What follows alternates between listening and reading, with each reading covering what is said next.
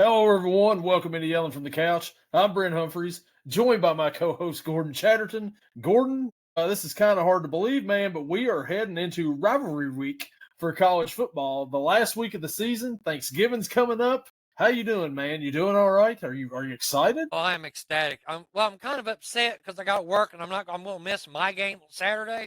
But I've made it. We talked about it a second ago. Made a few healthier choices. I'm starting to feel better. I got a little bit more energy. I guess that helps. But no, I'm upset that I've got to work on that type of week that's easy for you to say and really hard for me to say. I keep sounding like Elmer Fudd when I'm saying why would we week? It's a little tongue twister. And speaking of more energy, if you would like more energy, go to w.gg, use our promo code yelling, and save 10% at checkout, or use our link in the description.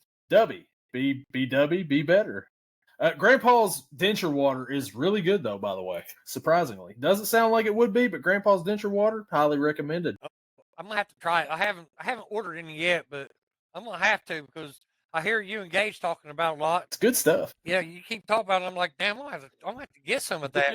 You're going to have to. So, man, last week there was some football that went on, I guess, apparently, allegedly. I really don't know. Ohio State had a game, right? Let's start with Ohio State, Gordon. How about Ohio State last week and their big win, dominant win over Rutgers once again? What was your thoughts on it? Didn't have Smith, didn't have Tate. I know you were kind of frustrated at the beginning of the game with just saying, but what do you think overall after it was over? Well, as me and you talked about off screen, I still don't think he should be the Heisman front runner. I'm not saying he shouldn't make a trip to New York because he's inaccurate quite a bit without Smith. Anytime you got a receiver, it's kind of like it's like Jamar Chase or Justin Jefferson in college football. You get it anywhere near vicinity of them, and they're going to catch it. And Tate is by far, I think, one of the best deep threats in college football. I think he's proven it quite a few times. But with Smith on the other side, you can't double him. You can't go over the top because if you go over the top, Smith's one-on-one, he's going to smoke somebody. You got to pick your poison. But I will say this. I will commend him. He finally realized that he's got an All-American tight end that he can use, Matt Clare. He actually came from Purdue, and he was an All-American. Reports said that he switched to Ohio State so he could become a more rounded tight end when he goes to the NFL. Be a better blocker, in the run game and passing game, stuff like that. It didn't have anything to do with Purdue just absolutely sucking. I don't know. Well, I would say that would have at least 40. Well, he had to make it sound good. But that's his professional answer. I get it. Well, whenever he was at Purdue, I do believe that last year he was almost the only target. He was the only one that could get open. He couldn't learn how to block. And so now and also a shot at the national championship because we both know Purdue ain't even sniffing that. We knew at the beginning of the year they wasn't going to sniff it. I can't say I thought, but then again, there's a couple other teams I didn't think had a chance to sniff it, and they're damn well in it. Yeah. One of them we're going to talk about here in just a little bit, and they're actually playing Purdue. I didn't think I thought they might have made the playoffs, but I didn't think they was going to be like this. No. Because they are absolutely steamrolling, except for a couple teams that gave them a way better game than what should have had. Yeah. I think that was probably going to be corrected this week with their week off last week. But got to tie in. But what I'm really happy about is the run game. Yeah. It is going, and it is going good. Mm-hmm. Bo knows first downs, Bo knows touchdowns. Mr. Lamar Bo Jackson, that's a hell of a name, isn't it? Yeah. No matter which thing you use.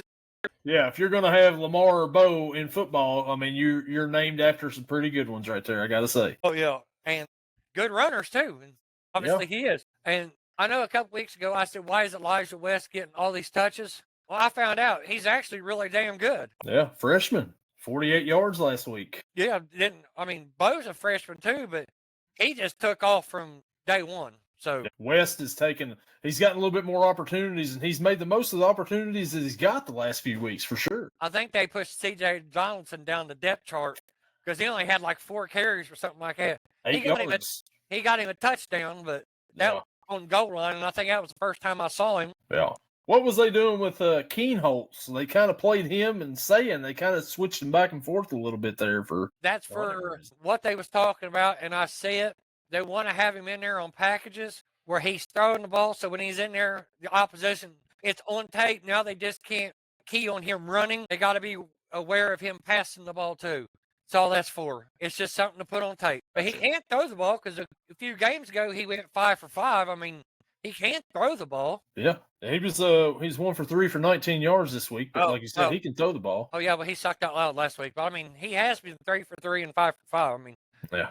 But last week I think they set Smith and kept Tate down just so they'd be good and ready for next week or this Saturday coming. You were a little upset too about Bo had a pretty bad fumble at the beginning. You said that's a bad fumble by Bo. He got knocked out. He was carrying it away from his body, and he got peanut punched plumb out. That's why I said it was a bad fumble, and it's not only bad how it happened, it's where it was. It was within field goal range for the other team is when it happened. Yeah. Early in the drive. And that's anytime you put him in field goal range on a turnover, that's a bad turnover regardless. Even a bad field goal kicker, that was in range for him. It would have been like 39-yard field goal. And I think that's all they gave him was a field goal, but yeah. Claire, you mentioned, had 105 yards receiving. Obviously, Sayan's favorite target on Saturday, by far and away. Oh, yeah. Yeah, the other guys he was overthrowing them and throwing dirt balls. Well, I mentioned one. I said, well, there's another dirt ball. I said, without Smith and Tate, I don't think his confidence is as high with his receivers. And it was even to Brandon Ennis. Yeah. The one that's been the number 3 all year. I mean, he's no number 1. I mean, he might be next year. I mean, Tate wasn't the number 1 last year, but he sure damn well is now. Yeah, they got 2 number 1s over there right now. Yeah, they got the 1s. They got 2 1s and a 3. Yeah. Caden Curry, Steph's little brother, had 2 sacks on Saturday. Oh, yeah. Yeah, and his brother, Lorenzo, I'm talking about the Styles. Styles brothers, yeah. AJ, yeah. Lorenzo, and Sonny. Yeah. Lorenzo got hurt there on a kick return or something. I'm hoping he's okay because he's a hell of a defensive back. He's a hell of a good nickel. Yeah. So dominating again, beating Rutgers 42-9 in the big house. Just keep rolling. Got a big one coming up. We'll talk about in a little bit for sure this week. Oh yeah, well, I can't wait to talk about Michigan. There was another football game from one of our teams on this podcast. That would be my Kentucky Wildcats. They went to Nashville to face the Vanderbilt Commodores, and me and you both thought Kentucky can go down there and they could steal a win off of Vanderbilt. They sure can. No, we definitely misread that for sure. Diego Pavia senior night, man, he went off, didn't he? Oh, he exploded.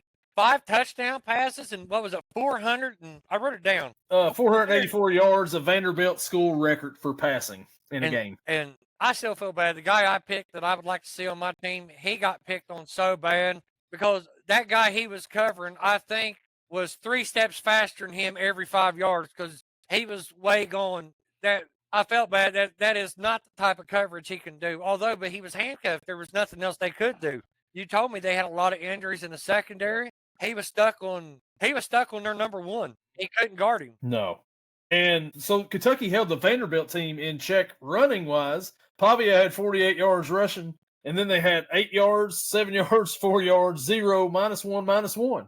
But it didn't matter. They did not need to run the ball this game because their receivers, 59 yards, 115, 59, 48, 36, 32, 31, 20, 19, 12, 7, and 1 for a total of 539 yards receiving. Oh, I tried the backup come in and threw a little bit. Yeah, threw for 55 yards on top of that. 45-17. At Vanderbilt. Vanderbilt used to be the SEC doormat. And Cutter Boley gets hurt, so we bring Zach Calzada back in, what you would order at the Italian restaurant down the street. And he's over here talking about Garrett, get your money right and all this and everything. And then he comes out and he throws a pick. Yeah, he sucked out loud. What a good investment Kentucky made for the quarterback situation this year in the offseason by paying that guy. Yeah, me and you both we talked about this after his fumbled starts, and I say that because turnovers, I don't care if it's a pick or a fumble, it's fumbled one way or another. He's got 1 dart and he missed. It was just I call him calzone because he doesn't earn enough respect to call him by his actual name. That was horrible. I mean, there's level to atrocious, and I can't even put a number on how horrible that is. On a scale from 1 to 10, I think it'd be a 45. I'm not sure. Kentucky just absolutely dominated from start to finish in this game. Seth McGowan only had 27 yards rushing. They couldn't get the run game going. They got a little bit of passing going, but they just give up too much on the other side of the ball. Every time Vanderbilt had the ball, seems like they scored. And they just kept scoring, kept showing Diego Pavia's mom in the crowd. Like every few seconds they'd show that. And then, Pavia scored a touchdown. And, I mean, he's put himself in New York next Saturday, I believe. Oh, yeah, well. Or Saturday after next. Sorry, 2 Saturdays from now. Yeah, they do. They go there after the championship games, right? Yeah, the Army-Navy game that night, they're there. Okay, well, I said, I kind of got bored of that game, and I apologize. Normally, I try to watch all of it, but by the middle of the third quarter, I was like, I can't watch this no more. When it's 45-3 going into the fourth quarter, yeah, I can see why people check out. There's no need to say that. And we'll talk about Kentucky's got a big game this week, but I'm going to say this once again. I've said this so many times. Last week, I think I said, well, maybe he's turned things around. We may want to give him hope. I'm back to the way I was before. This should be Mark Stoops' last season in Lexington as head coach. Gotta fire. Win Saturday or not. Win or lose, he's got to go. Gotta find a way to get that buyout done and over with because it's not happening in Lexington anymore. I yell with you on that. We haven't even went to yell or no yell yet, but yeah, that wasn't even one of my topics, but yeah. Hey, early topic, which we're going to hit that here in a second. Yeah, but yeah, man, I don't know. I don't know what you say else about it. Yeah, I've only got a couple topics, so this will be quick. So we got games to cover, so. Yeah, so let's go on then. Let's get into it, Gordon, since we're right here, and we just did an impromptu yell or no yell. Let's do it right now. Yell or no yell. Gordon, I'll let you go ahead and get your first topic out for yell or no yell. Okay, I believe that Chip Kelly made a huge mistake by leaving Ohio State and going to Raiders. Because now, don't get me wrong, I would be unemployed and make what he's making to sit on the couch. But he made a mistake leaving, and now he's got nowhere to go. I'm going to yell with you on this. Obviously, that did not work out at all for him in Vegas. I don't know if it was him or if it was the players that they had around him, but something wasn't working there for sure. At all. I think he's probably wishing he was back in Columbus right about now because it's going a lot better there than it was in Vegas for sure. Sad thing is Brian Hartline's calling a better offense than he did. Yeah, Brian Hartline's not going to be the head coach or be the offensive coordinator there long either. I think he's going to be a head coach for too long somewhere. Hopefully not in the Big Ten. Yeah, maybe he'll come to Kentucky. His brother played at Kentucky, so there's a connection there. And I would be okay with that because Kentucky and Ohio State never play each other. No. Unless they ever get to like a bowl game, they would never meet each other. So I'd be good with that. Yeah. I'd be good to, give you one of my good offensive coaches. Yeah, I would take it. So I was just going to say my first yell or no yell topic. Texas A&M's unbeaten streak will end. I know we're going to get into picks in a little bit, but it's going to end this Saturday in Austin. And the Longhorns will, throw the committee into a tizzy at this point in time. And then the SEC is going to be like spinning around. I don't know because they're going to throw a wrench into everybody's game plan this week. Texas A&M goes down to the rivals, the Longhorns, in Austin. I got that game marked down. You'll hear my thing. But I'm pretty much going to tell you what I'm thinking. I'm going to yell with you.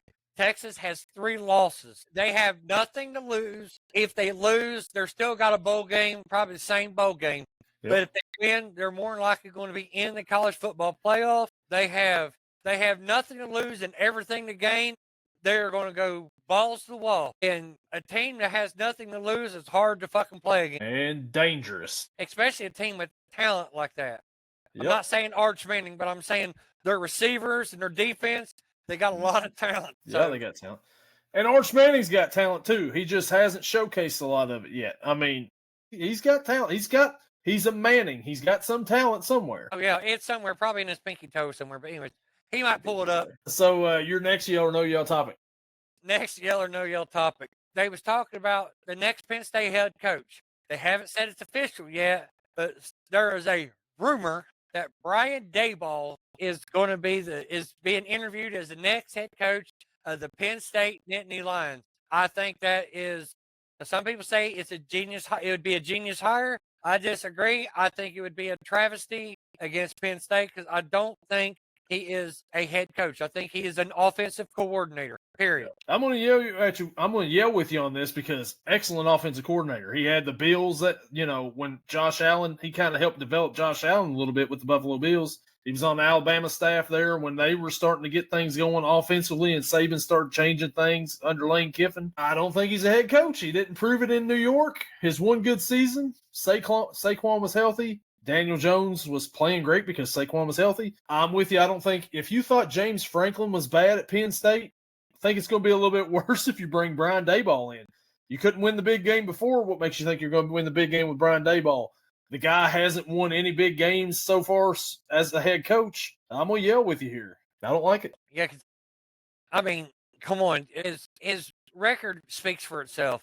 Mm-hmm. I mean, if he doesn't, and they lost their big recruit, is going to Virginia Tech and following James Franklin there. A lot of their big recruits, running backs, all that stuff is not going there because Franklin's gone. Some of them going to Ohio State, some's going to some other places, but a lot of them are going to Virginia Tech. They're following James Franklin there. They're not going to have the recruiting class that they thought they was going to have. So it's not going to be it's not going to be peaches and cream for a few years if he goes there. No, it's not. So my next y'all topic, and let's go ahead and stay with coaches leaving, maybe not leaving, possibly leaving. Lane Kiffin could cost Ole Miss a shot at the playoff by the news coming out of him going to LSU or him going to Florida. He might not have his team ready. He might not be fully invested in this game coming up, but Lane Kiffin, I believe, his team's not going to be focused. That locker room may be in, some turmoil going on there. I mean, if you're playing for your coach, you're all supposed to be, you're all in the playoff hunt right now. You're sitting in the playoffs. One loss on the season, but your coach has one foot out the door. Do you really want to play for that guy who's going to be going somewhere else next year? I don't know.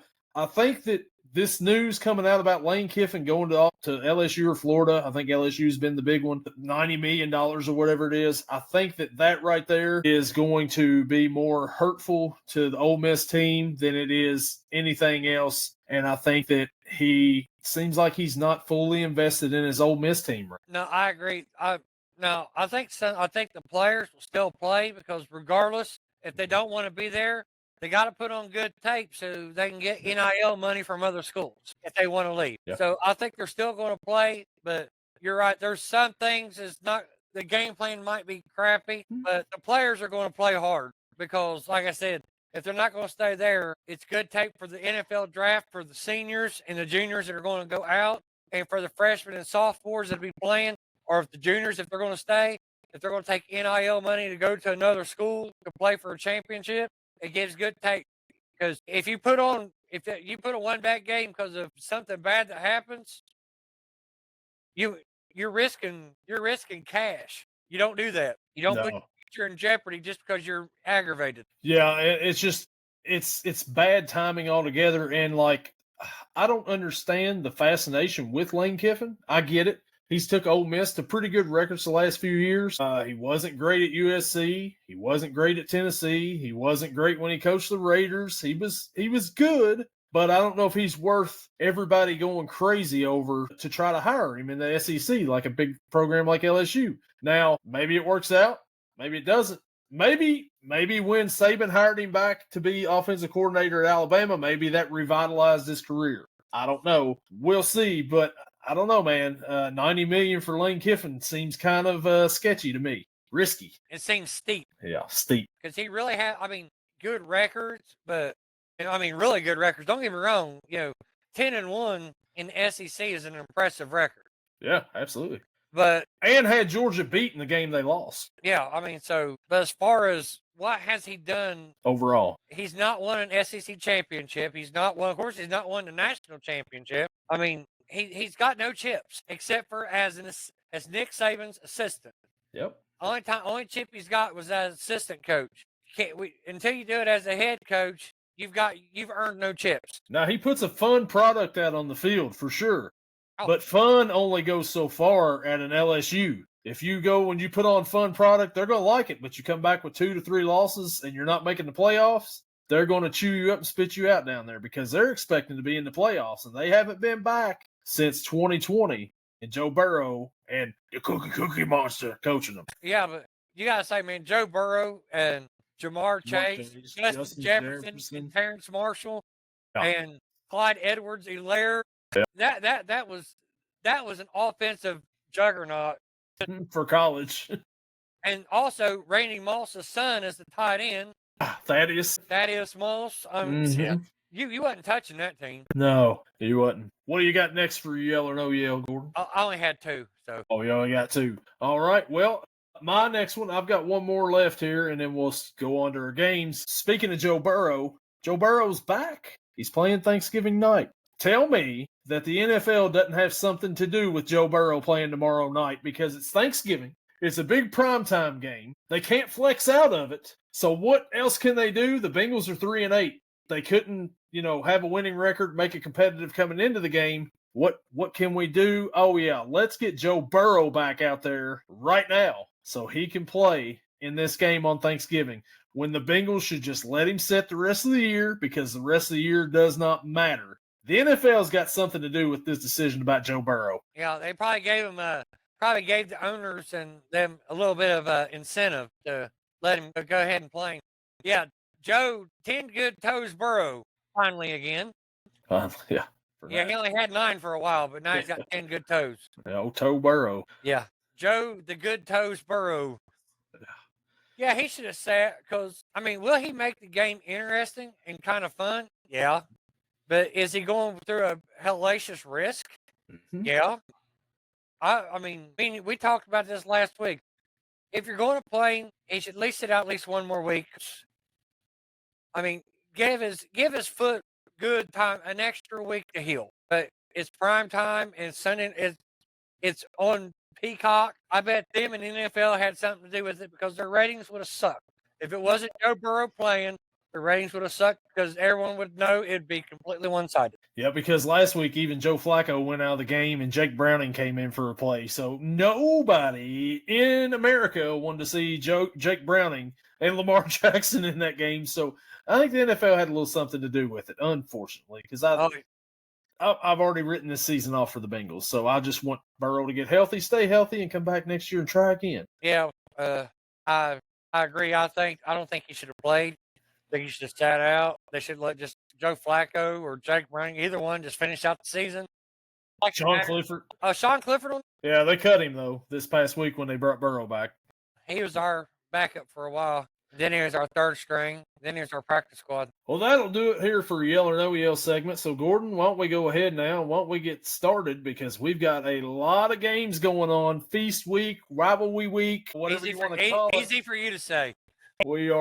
We're here for the last week of the regular season of college football. It's kind of sad. It's sad, but also exciting as well because we're going to get some good football, hopefully. Let's start off on Friday. Number 7 Ole Miss travels to Starkville to face the Mississippi State Bulldogs in the Egg Bowl. Ole Miss is a 7.5-point favorite. We've done mentioned some stuff about Lane Kiffin.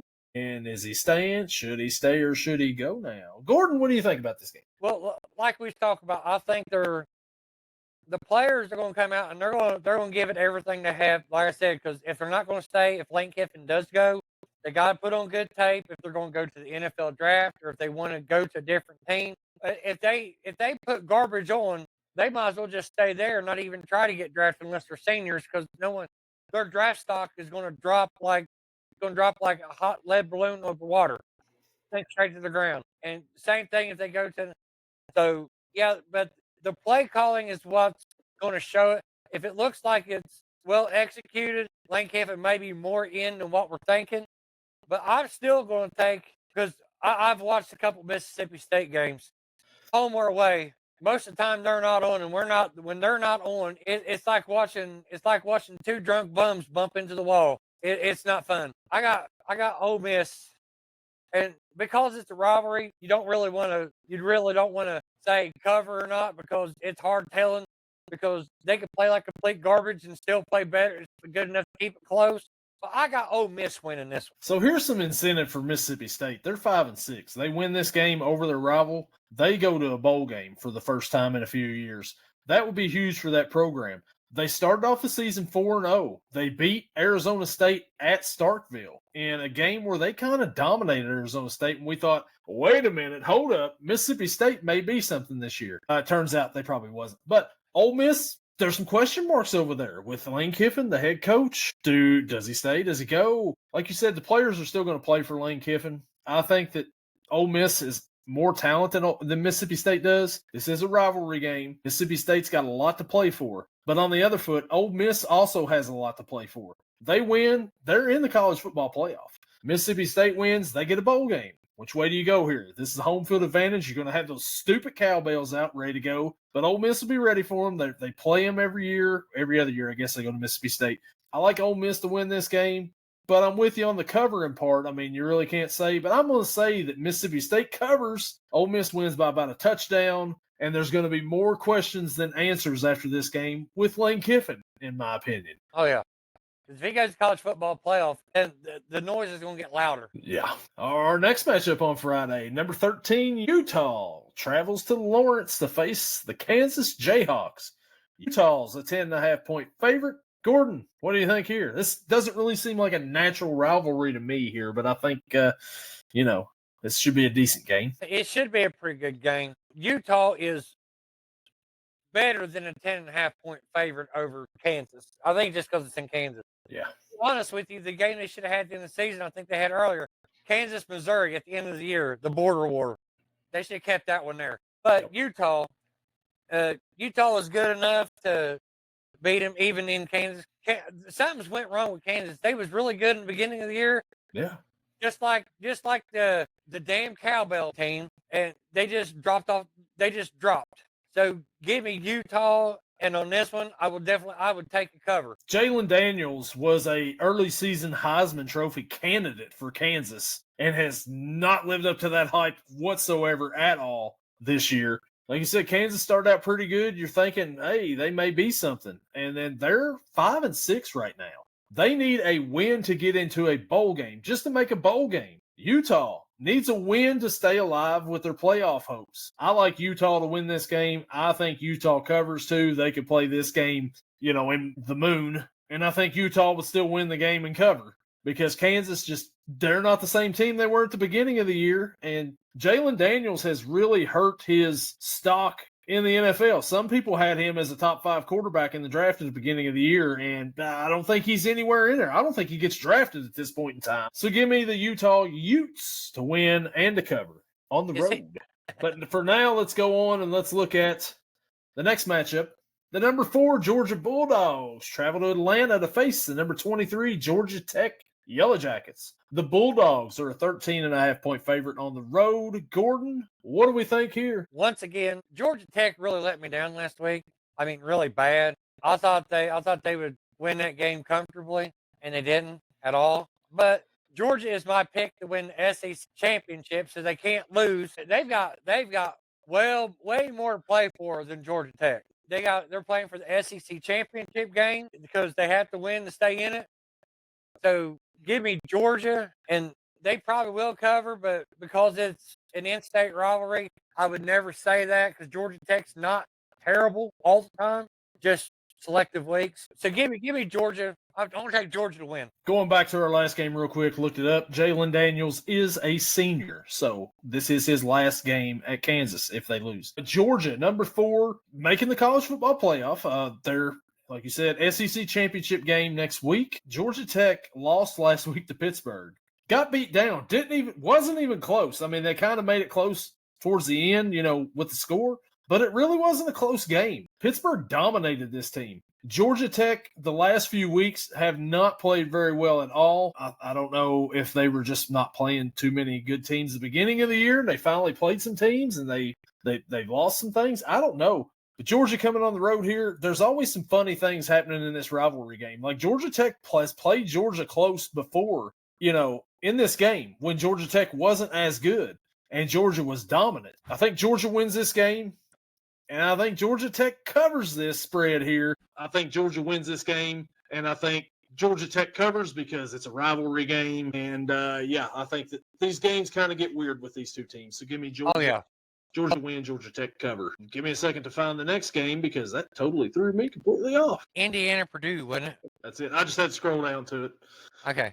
The next matchup, number 2, the Indiana Hoosiers travel to West Lafayette to face the Purdue Boilermakers. Indiana is a 28.5-point favorite on the road. Gordon, what do we think here? I know this is a rivalry game, and I know Indiana's been kind of lackluster the past couple weeks. 1 week they was lackluster. 1 week it just took them a while to get their gears going. Game against Penn State, it was lackluster. But they had the week off last week. And I do believe Elisha Surratt is coming back this week. I don't see a slow takeoff this week. They're too good.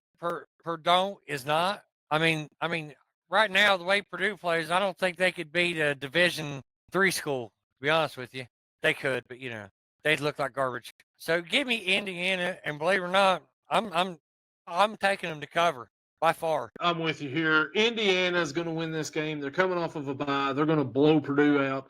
Purdue, they're 2-9. They are not playing for anything at this point except for pride, and I don't think they have much pride left in them. I've got Indiana winning this game, and I've got Indiana cruising to the Big Ten championship game next week for a showdown with your Ohio State Buckeyes, Gordon. My team has to win their game, but we'll talk about that one here in a little bit. We'll get to it here in just a second. The next matchup we've got, this one here, we talked about it a while ago. Number 3, Texas A&M Aggies travel to Austin to face the Texas Longhorns. Texas A&M is a 2.5-point favorite on the road. Gordon, so if I'm correct in this before you make your pick here, so far, every team, the road team, has been the favorites in these games. Gordon, what do you think about this matchup? This one is, when I looked at it earlier, I was sitting there thinking about it, and I was like, man, there's just something about this game. And then you brought it up in the beginning. I got the home dogs. I got Texas. They have nothing to lose, everything to gain. They're going to get a bowl game regardless. If they lose, they still got a bowl game. If they win, they're going to a bigger bowl game. But they have an opportunity that if they take off Texas A&M, which, beating an in-state rival is just icing on the cake. They're spoiling their party right then and there. So with 3 losses, they have to win to even have a consideration. But they'd be the first 3-loss team ever, I do believe, to go into the college football playoff. I think there's 2-loss teams. I don't know if there was ever a 3-loss team. I could be wrong. Don't mark my words on that. Yeah, last year was the first year of the 12 team, but I think they all had 2 losses or less. But yeah, I know my team did. They had 2 losses, and they won it all. Tennessee had 2 losses, and we whooped their ass. Thank you. Oh, you're welcome. Believe me, I was just as happy with it as you was. But Texas, if they win, the committee is going to be. They'll have a 3-week meeting on whether or not to put Texas in if they knock off Texas A&M, which I think would be fun for the debate on TV. Me and you talking about it. Mm-hmm. Hey, good material. Help us out, Texas. They got a lot of talent. Like I said, I got the home dogs upsetting Texas A&M. And as I mentioned earlier in the Yell or No Yell segment, this is one of my Yell or No Yells. Texas A&M has flirted with disaster at least a couple of weeks ago at South Carolina. They should have lost that game. They didn't. They came back. They won. That's what some people will say championship teams do. Okay. We started to believe in Texas A&M. And that game happened, and I all of a sudden didn't really believe in Texas A&M after that. Texas, on the other hand, like you said, they've got all the talent in the world. They've got the running backs. They got the receivers. They got the defense. They've got a quarterback. He's a Manning, at least. But, I mean, what's Toby Keith say? I ain't as good as I once was, but I'm good once as I ever was. Maybe Arch can come up and be as good as he was in high school when he was this big, huge recruit. Yeah. Everybody was wanting him. I think Texas gets the win at home, and I think we start the debate. Do we let a 3-loss Texas team in or not? Maybe they should get in over Tulane. I think so, personally, because group of 5 teams, whatever, at this point in time, I don't think any group of 5 team deserves to be in there this year. And just let the debate begin after that. And Texas A&M, they fall. Their first loss of the year. Give me the Longhorns in there.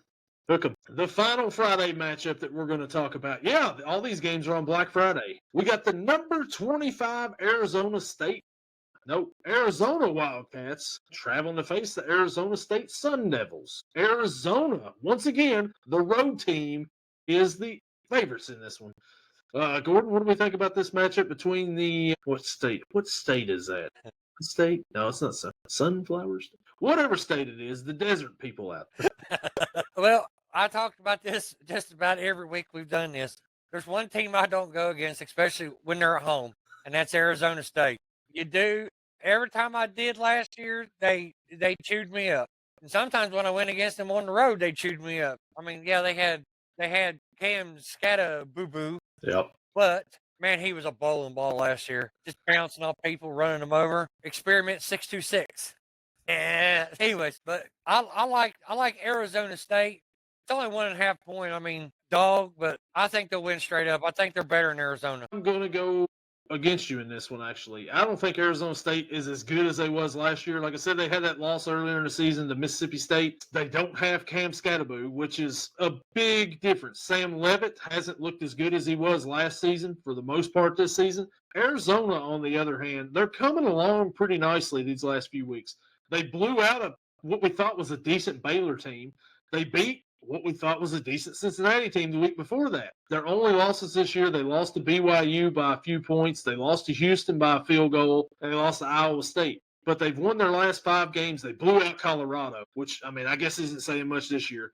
But I like Arizona to win this game on the road in the rivalry. Give me an Arizona State win. Give me an Arizona win at Arizona State, and give me an Arizona cover in this matchup. So I just don't go against Arizona State at home. It's just, to me, it's like bad juju. Smith-Schuster.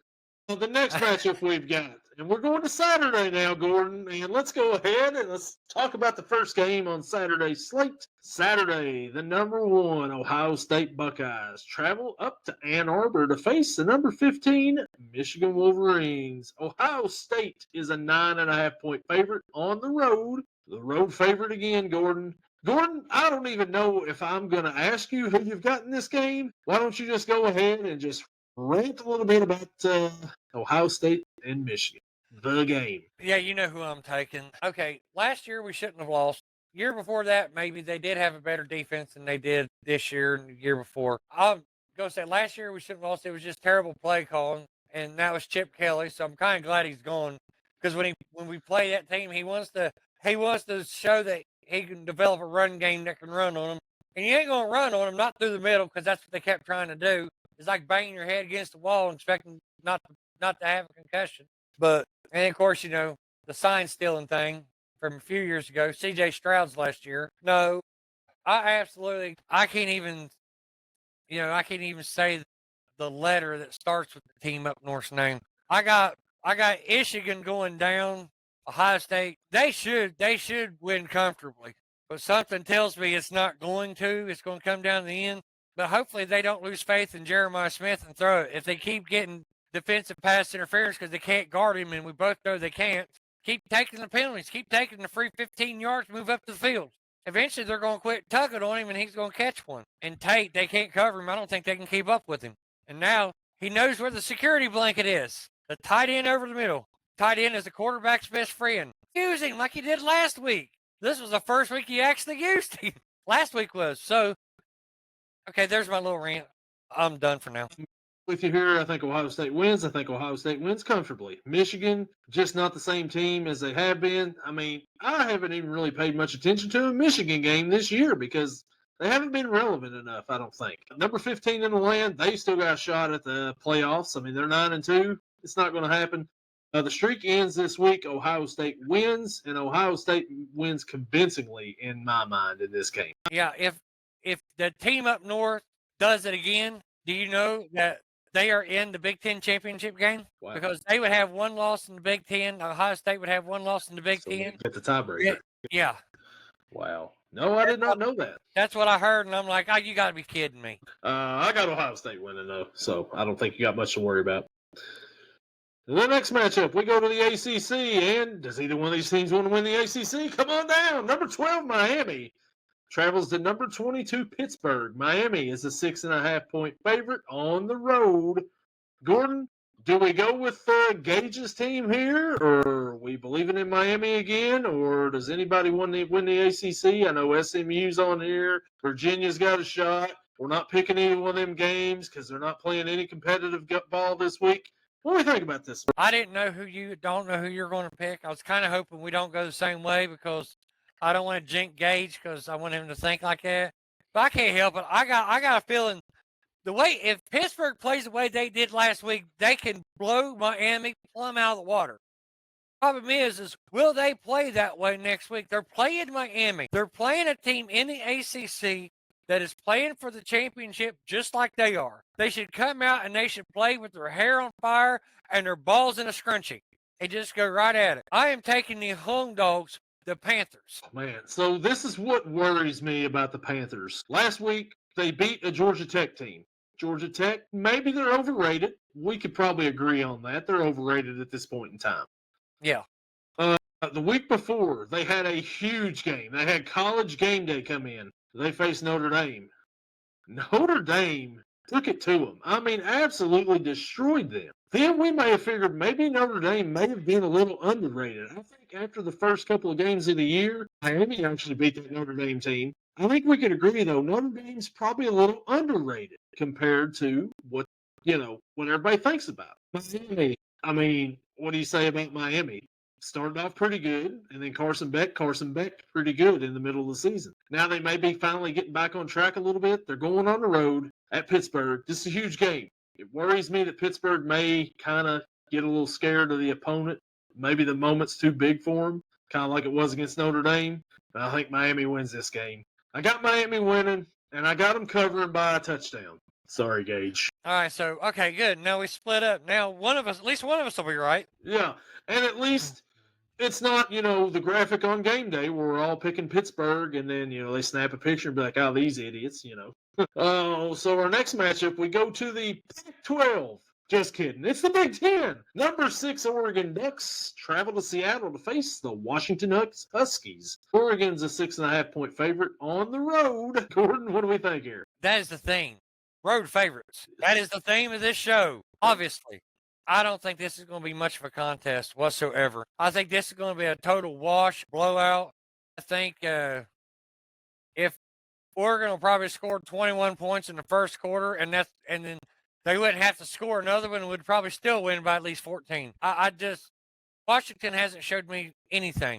I mean, they got absolutely obliterated by Ohio State, and I know that's Ohio State, but and then they turn around, and then later on they got beat by Wisconsin. When they were ranked. They finally got ranked and then lose to Wisconsin. Right. I mean, so, no, like I said, that week, Luke Fickell is a great defensive coach. He's not a good head coach. He's a good defensive coach no matter what division he's in. Head coach, no. But they need to change the conference from the Big 10 to the Big 16. There's too many damn teams called the Big 10.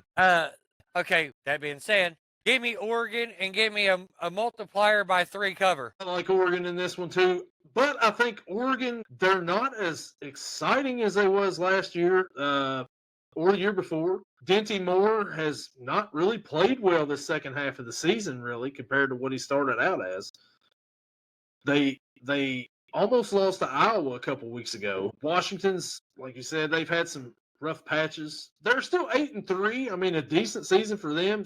Obviously not as good as the season that they had a couple of years ago where they made the Natty championship game. But, I mean, this doesn't feel like a Big Ten game right here to me, does it? It's a Pac-12 game for sure right now. I got Oregon winning this one, though, and I'm with you. I think Oregon covers fairly easily because other than Denzel Boston, what does Washington really have on that team? Not much to be impressed with. And Boston's really nothing to write home about either, but, I mean, he's the best they got. He's the best they got, yeah.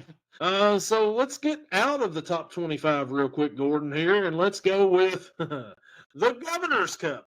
The Kentucky Wildcats travel to Louisville to face the Louisville Cardinals. Louisville is a 3.5-point favorite at home. Yes, You heard me correctly. Louisville is a home favorite in this one. Gordon, what do you think about it? I like Kentucky in this one. I can't help it. They play Louisville tough every year, even when they have no business playing them tough. They play them tough. I don't know whether Louisville gets cocky walking into the game, but they're not that good this year. The first time I thought they was gonna do something to help me out, they absolutely get waxed, and I mean bad. And that was the game against Miami, and boy, was that a stinker. Bad. Carson Beck showed up like early season Carson Beck, not last season's Carson Beck like he was in the middle of the year. Oh my God, that was atrocious. Oh, that was horrible. So give me Kentucky. I think they're going to get the run game going. I think they want to get the bad taste out of their mouth. I mean, because boy, that was a bad taste they got last week. I mean, someone stuck their rotted foot in their mouth. That's a bad taste. I'm not saying it's going to be a blowout, but I think they'll win. Besides the dogs, doesn't matter. Yeah. Kentucky had a bad loss last week at Vanderbilt. Lost by 28. Nobody that I've seen is really talking about Louisville's game last week. Guess who had a worse loss than Kentucky last week? Oh, yeah, the Louisville Cardinals. They lost to SMU 38-6. Is SMU a good team? Yeah, SMU's a really good team. Vanderbilt, they're a really good team as well. Both our teams got our tails kicked last week. But guess what? Kentucky's going into Louisville. Kentucky's 5-6. Kentucky needs one win to make a bowl. Louisville didn't have Miller Moss last week. Miller Moss may not be playing this week. Isaac Brown is not playing for Louisville, and whatever their backup running back. He also isn't playing for Louisville. That hurts them a lot. I think they had like 94 passing yards or something strange like that. It was under 100 passing yards last week for Louisville. Cutter Boley is going to cut her loose this week. Yeah, we're bringing it back. Loose once again. He's going to have a big game. Seth McGowan's going to get it going. Maybe Dante Dowdell will get some yards in this game. We'll see. But you got to get him involved early. Kendrick Law, let him go. Defensive backs, they're still injured a little bit, but I think the other guys will step up and play well. Give me Kentucky to win this one, and they're going to cover because they're the leader, Jesse James. And there's my one for this episode. Yeah, but they don't have burners like Vanderbilt does. They've got Chris Bell, who's a really good wide receiver, but I think Hardaway can guard him. I think he can contain him. The next matchup we go back to the SEC, and we've got the LSU Tigers traveling to Norman to face the Oklahoma Sooners, number 5 in the land. Oklahoma's a 10.5-point favorite in this one. Gordon, what do you think here? We got 2 home favorites in a row. Yeah. Woo! Hey. I was so wrong last week. I thought Missouri was going to do something with Oklahoma, and boy, they didn't. They couldn't get their Hardy could not get going at all. They proved me wrong. Yep. They got a good run defense too. Yes. LSU has talent, but they don't have a quarterback. And let's just throw that out there. They don't. Or a coach. And now they don't even. Well, they didn't have a coach to begin with, and obviously they didn't have a quarterback to begin with either. They may have a coach in Oxford though. Yeah, they might. Give me Oklahoma, and I might say give me a cover. I think they'll cover that too. I'm with you here. I think that they cover this spread right here. The over/under in this game's 36.5. Seems low. You think it's going over? Yeah. I think Oklahoma will get close to 36 by themselves. I don't know if they'll get that much because their offense is. I mean, Mateer's good, but I don't know if they've got that much firepower.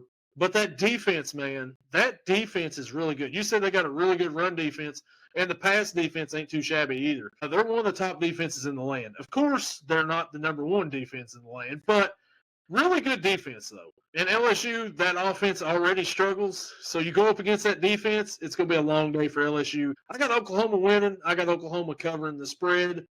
But give me the Sooners, and they're in the college football playoff. Who would have thought? Brent Venables 5-6/5-7 last year, 6-6 year before, whatever it was. Oklahoma ready to get him fired, and here he is going to make the college football playoff and has that defense. Like how he had the Clemson defense when he was coordinating there. Yeah, that's what my problem was last week. I said they got a good pass defense. I was like, but Hardy runs the ball and he'll be able to run on them. I was wrong. I was way wrong. Yeah, me too. We both were on that Missouri bandwagon last weekend. They threw us the hell off. Yeah, Boomer Sooner over here, I guess. The next matchup, we go stay in the SEC, a top 20 matchup. The number 14 Vanderbilt Commodores travel to Knoxville to face those low-down, dirty, snitching Tennessee Volunteers. Tennessee's a 3.5-point favorite at home. Gordon, what do we think here? I know Tennessee's got a lot of firepower, but Vandy showed us last week they do too. And I think Vandy's defense is a little better than Tennessee's. I hate calling them that. I'd rather call them, Kennesaw. Yeah. That just sounds better. It rolls off the tongue easier. Yeah, it rolls just right off the tongue way better. And like rotten crotch. I mean Rocky Top. Give me Vanderbilt as the Road Dogs. We go. You know, usually a team that beats Kentucky down pretty bad, I want to be like, you know what? I hope they go out there next week and I hope they get stomped. But they're facing Tennessee, and I can't pick that team right there. I would like to see Diego Pavia come out there and light up Tennessee's secondary like he did this past Saturday against Kentucky. This game right here, the over-under 65.5, yeah, I'm with you on that one. I think that it's going over for sure. This is going to be a shootout from beginning to end. There's not going to be much running in this game. They're going to be running and gunning is what they're going to be doing. They're going to be throwing the ball on the field. Aguilar versus Pavia. I'm excited to see that matchup for the fireworks that it's going to produce. But I think ultimately Vandy goes on the road, they get a win, and they still have their college football playoff hopes, dreams alive. Give me the Commodores in this one. Give me the Commodores to cover because you've already said it. So the last matchup we've got of this rivalry week, number 10, Alabama Crimson Tide goes to Auburn to face the Auburn Tigers in the Iron Bowl. Alabama's a 6.5-point favorite. Gordon, this game's usually played at 3:30. This year they've got it at 7:30. Going to be weird to see the Iron Bowl played late at night like it is. But what do you think about it? Auburn have a chance? Well, it's being played at night probably because the team that normally plays at night ain't worth shit, and they don't want them playing at night. They don't want the night games, and, that's LSU. I mean, because they normally always play the night game this week, I think. Usually it's on CBS. Yeah. Does Auburn have a chance? Oh, yeah, everybody's got a chance. Sun shines on a dog's ass once in a while. Dead clock's right twice a day. So, yeah, but... Man, he'd say no chance in hell, though. But, Oh, yeah, well, Auburn's got a chance. They got a snowball's chance in hell. I mean, I guess that's a chance, but it's not a very good one. No, if Alabama brings their A game, Auburn can bring their A game, and I think Alabama can beat them with their C game. That's just all there is to it. I mean, they can have lucky strikes, stuff like that, but Alabama's way better than that. So, and I just flat out think that their quarterback's going to tear that secondary apart. I mean, Jay Miller's a good running back, and they got good receivers, and they're just going to get lit up. Give me Alabama and give me a cover, and probably a convincing cover, even though it's the Iron Bowl and stupid things happen. We've seen it. I watched the kick six, and boy, that was so exciting. I loved it. It was great. It won me a little bet against a guy that we used to work with. But anyways, give me Alabama and give me a cover. I believe they'll cover that quite easily. Alabama, you said when they're on pretty good, but the last 6 of the 7 weeks they've been in some tough games. Aside from Eastern Illinois, they haven't had a real convincing win since the Tennessee game back in the third Saturday in October. They played some tight games, played it really close, lost to Oklahoma in that stretch. Auburn, they fired Hugh Freeze earlier in the season. They're 5-6. They have a shot to go to a bowl game. Facing their rival, what better way than to go out and beat your rival to go to a bowl game and knock them out of the college football playoff? A lot of implications in this. If Alabama does somehow fall to Auburn in this, and Auburn, what better way to play spoiler than to get them out of the playoff and to get you into a bowl game heading into your offseason to try to build a little bit of momentum? But Gordon, I cannot pick against Alabama. You know this. So I'm going to roll Tide, and I think that they cover the spread. Give me the Tide. Yeah, I think I got that. Didn't I pick Oklahoma to beat Alabama too? Yeah, I think so. I believe so. But, that's it for our picks here on Rivalry Week. Gordon, you got anything else you want to add here before we shut her down on this podcast? No, there's a couple things I'm going to bring up on the next one. I want to brag about my fantasy lineup last week. I don't even want to talk about my fantasy team right now. I'm 5-7 and in 8th place out of 10 because stupid Lamar Jackson isn't doing Lamar Jackson stuff this year. So I'm just. I'll tell you who my lineup was if you want to hear it. Well, yeah, we'll probably wrap this one up here. All right. Then we'll go on it. But, it should be a good week this week coming up of football, rivalry week. We got games Thursday NFL, you've got Friday NFL and college, and then you got all day college on Saturday, NFL Sunday, of course NFL Monday. And we'll be back here next week, Gordon, and we'll be previewing conference championships. And hopefully both of our teams are in a bowl. I mean, yours is going to be, but maybe mine will be too. We'll see. Let's hope and see. Hopefully Yeah. mine's in the championship game. And we'll catch you all next week. See you later.